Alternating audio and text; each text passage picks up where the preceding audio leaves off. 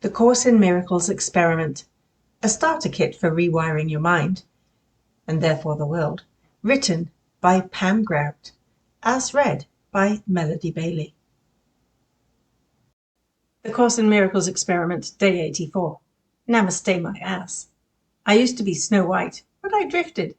Mae West. The need to know. I cannot suffer. I cannot experience loss. I cannot die.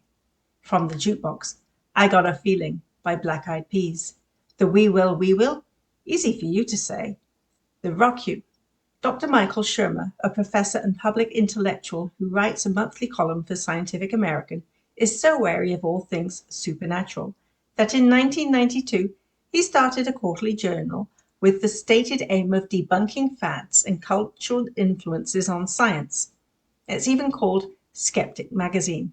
The avowed atheist once debated the existence of God with Deepak Chopra on Nightline, which is why I love the following story so darn much. In the summer of 2014, Michael Shermer married Jennifer Graf from Cologne, Germany.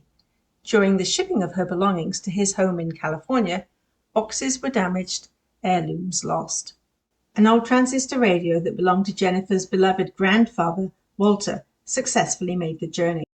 Walter had been Jennifer's only father figure and had died when she was 16.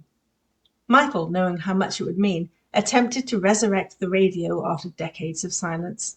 He changed the batteries, searched for loose connections, and even tried what he called percussive maintenance, smack it against a hard surface. He finally gave up, and Jennifer stuck it in the back of a drawer in their bedroom. On the day they exchanged rings and said their vows in front of his family, Jennifer, 6,000 miles from home, was feeling nostalgic, wishing her grandfather could be there to give her away. After the ceremony, she motioned to Michael that she needed to speak to him alone. "There's music coming from the bedroom," she whispered.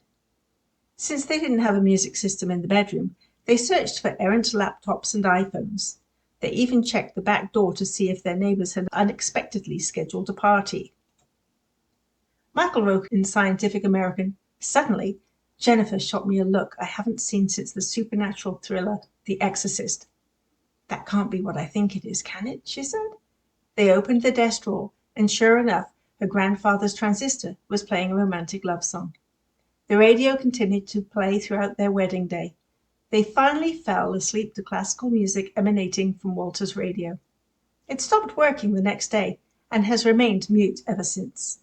And while famous skeptic Michael Shermer said he'd never have believed such a story if he heard it from someone else, he admitted that the eerie conjunction of these deeply evocative events rocked him back on his feet and shook his skepticism to its core.